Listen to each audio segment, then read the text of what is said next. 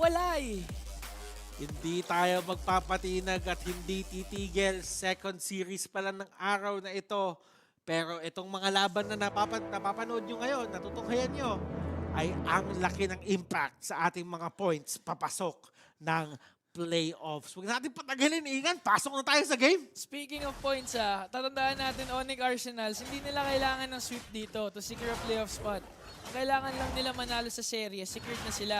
Pero sana, pag nag-2-0 yung Onyx Arsenals, sinecure na rin nila sana yung playoffs na Maharlika. Pero since naka-isa ang Ars Teamista dito, hindi pa rin sigurado ang Onyx, hindi pa rin sigurado ang Maharlika. At ayun, di ba, nakikita mo yung mga game lab, yung mga Maharlika, humirap yung daan. Madugo. Madugo yung daan. So, kumbaga, for Onyx Arsenals, at some point, di ba, may possible din nakatanggal din sila ng nakatanggal dito yung RSG Mista ng mga possible nilang kalaban para doon sa playoffs lang. Ano ginawa nila? Uy. Ayan speaking of gawa, James Pax ang aga dito. Pero X-Nova naka-hook doon. It's gonna be on Kekedot. Ang aggressive naman talaga ng Fanny. Alam niya kasing wala pa makaka-lockdown sa kanya. Hindi pa level 4 yung Panko eh. Oo, at si James Punks dito, naipit siya doon. Pero alam mo, ito yung sinasabi natin, kung may Fanny ka, dapat ready ka na ikaw yung pinupuntahan sa gubat mo. Pero hindi ready yung RSGM na sila ang pinupuntahan sa gubat. Siya pa yung mayabang Siya pa ang mayabang. Pero speaking of yabang dito, X-Nova, ang ganda ng hook kay Chovy, pero flicker out. Makakawala si Farsa. Now, looking at Onyx side, talaga namang they're trying to Oy! get yung mga level 4 at Super MJ. Kamunti ka na mabigyan, yung cutthroat na gamit na rin. And, well, ito yung ini-expect mo. Kung hindi tatama talaga yung maximum, yung cables na ibabato mo lahat, yung don't get the kill, yung cutthroat nandyan man. And that is a good try para kay James Punks. Ngayon, kailangan i-keep ng RSGM itong balance na ito na hindi pa nakakapatay masyado si James Punks. Kasi kung nakakuha na siya ng kills, doon nagkakaroon talaga ng big difference sa mga laban na magaganap. At si Def, naipit na dito sa gitna, 4 na kalaban niya dito, pero hindi na itutuloy.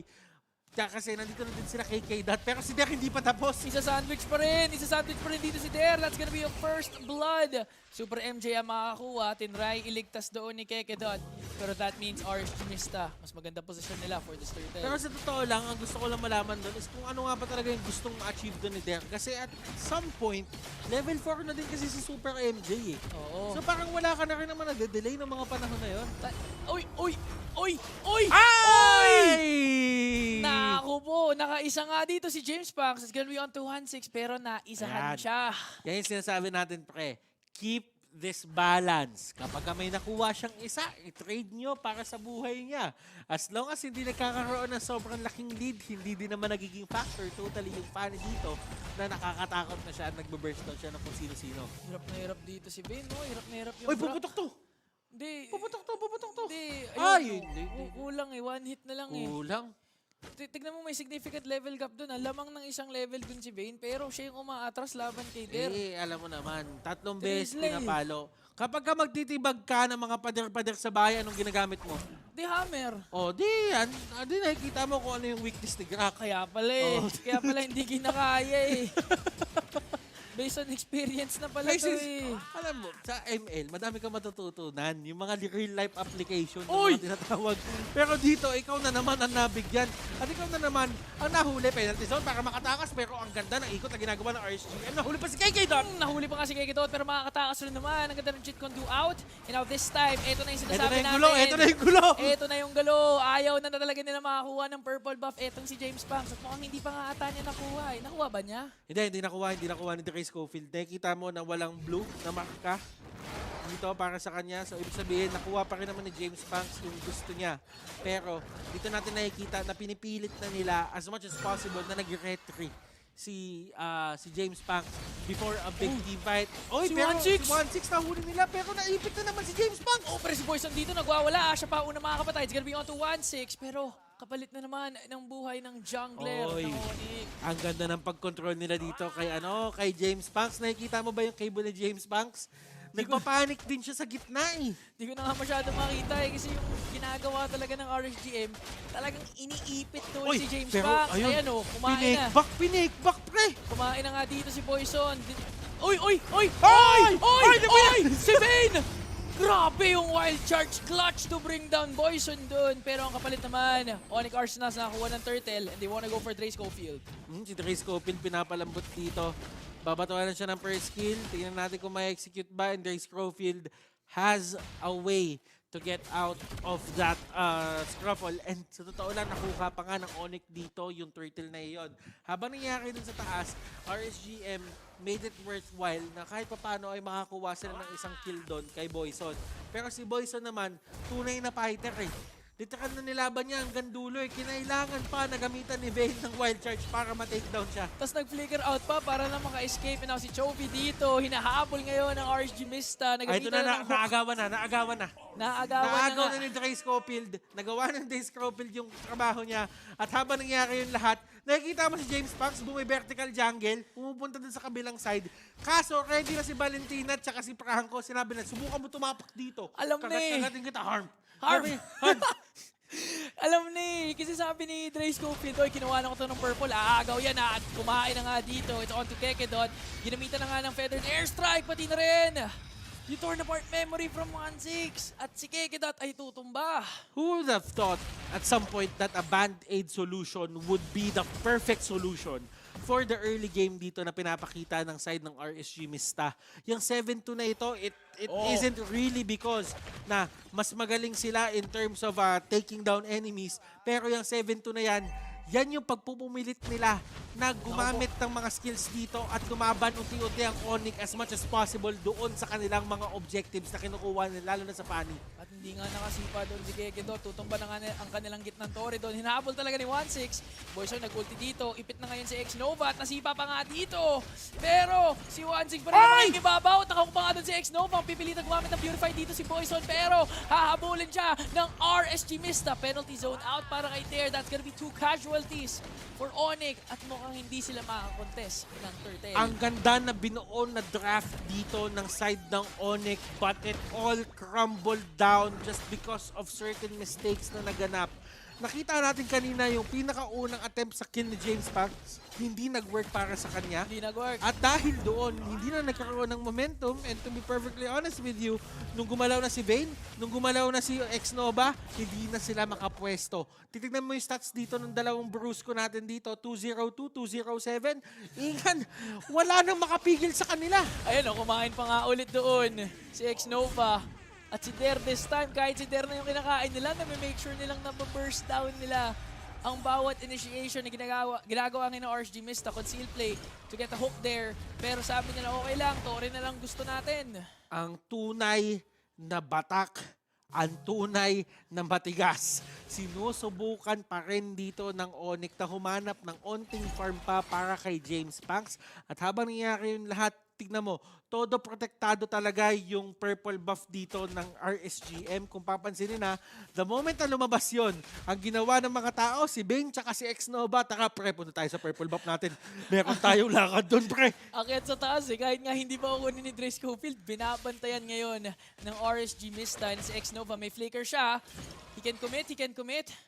Pero hindi natutuloy. Pero talagang sinuzone out niya doon si Boyson and coming in from the backline. Dre Schofield na thought.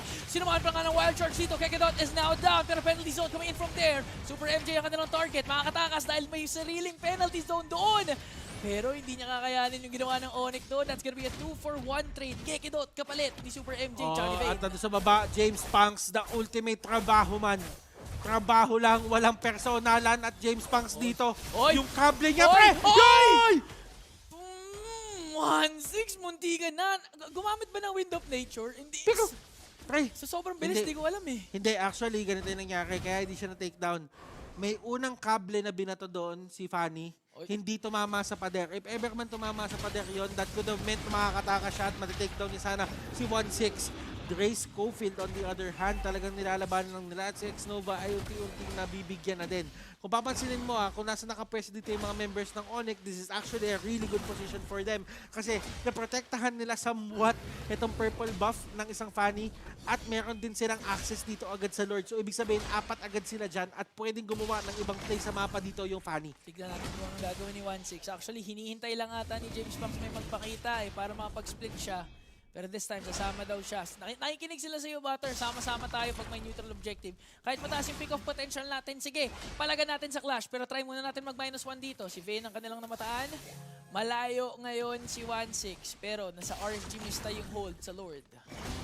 Ngayon, RSGM clearly holding on to this lead. Alam nila kung ano yung kayang gawin ngayon ni James Pangs at alam nila Nova. na kailangan niyang matalo ang energy gap. At si KK Dot, ang ganda ng pagkakasipa dito pero ang baba ng buhay ng Lord. Ang baba nga ng buhay ni Lord. X-Nova, nagpop yung immortality niya. Maupunta sa RSG Mista ang Lord. Pero gusto sumagot ng Onyx Arsenals doon. X-Nova nanganganib ang buhay. Pero si Vayne pa nga dito ang unang tutumba ata. Pati na rin si Keke Dot. And now si Super MJ, penalty zone out. Pero hindi niya kakayanin ng original dahil si Derion. Pero sabi ngayon ni 1-6, torn apart memory to bring 3 members down of Onyx Arsenals. Ito yung sinasabi natin kanina, this is 50-50 and it's working on the side or it's working to the favor of RSGM.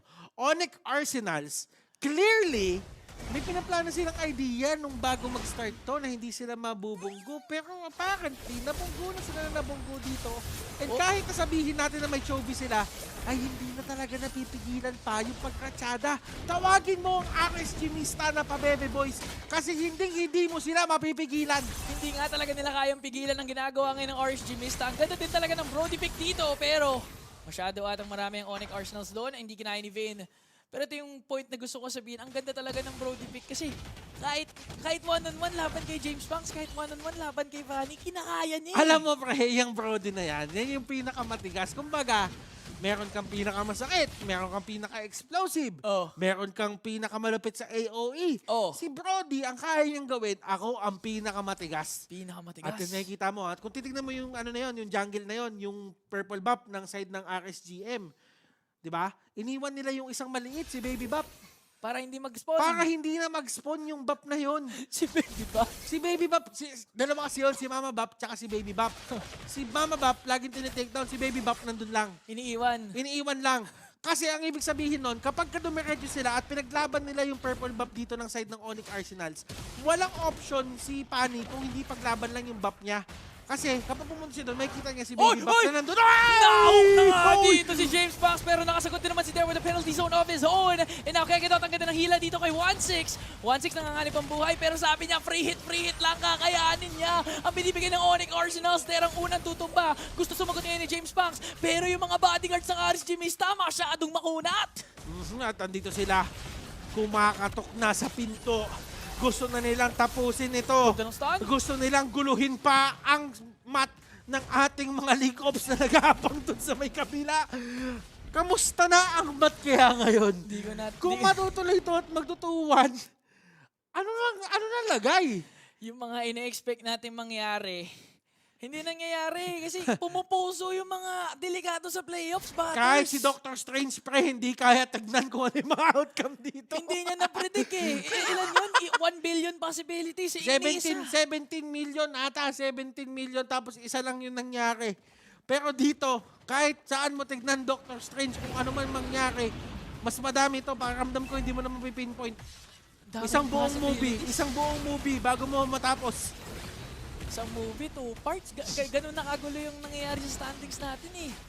Pero si 1-6, min, ito talagang player na to. I would say that Brody pick is the one who changed the tide of this game. Sobrang clutch Akala nila mas magiging madali lang to if this was any other hero na marksman. Beatrix, Bruno, di ba?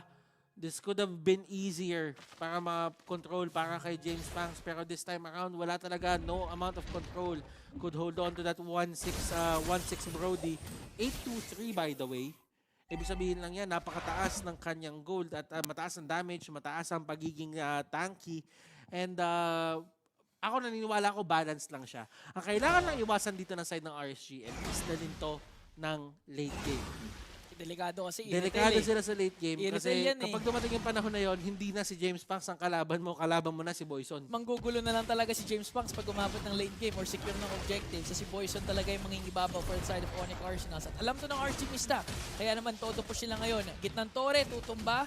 Gusto nila kunin yung sa taas, gusto na rin nila kunin yung nasa baba.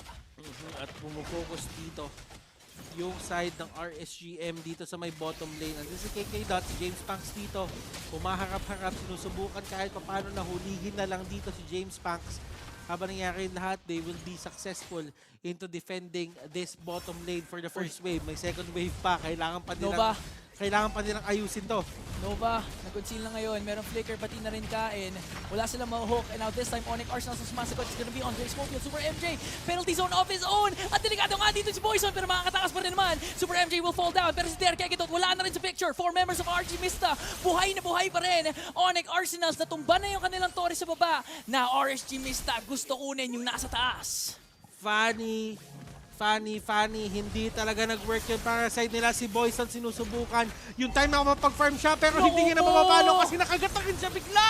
RSG Mista ngayon. Nakaisa pa nga sila doon kay James Punks. At ang mga Mista talaga namang guguluhin ang ating standing dahil sila ang magwawagi for game number 3. Lahat ng minat ng mga tao na nasa bahay, lahat ng probability